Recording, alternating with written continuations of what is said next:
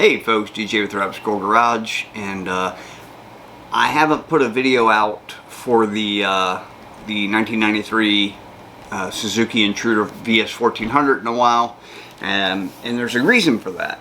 The reason is I believe the starter needs to be rebuilt. You can hear the solenoid clicking. You can watch it click, actually, what I believe is the solenoid, but it just won't crank over. So I think there's something wrong with the starter, and I was talking to the guy who owns the bike, and he said that he tried to rebuild it, and he's not quite sure if he rebuilt it correctly.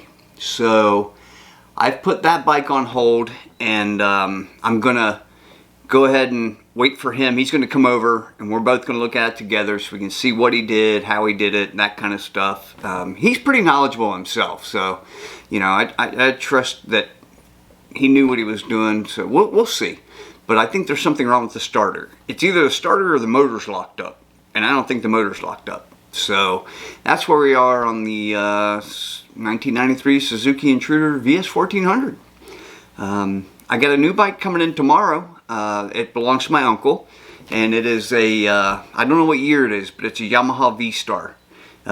It's a bagger, it's got a windshield, you know, bags and all that, so I'm guessing an 800.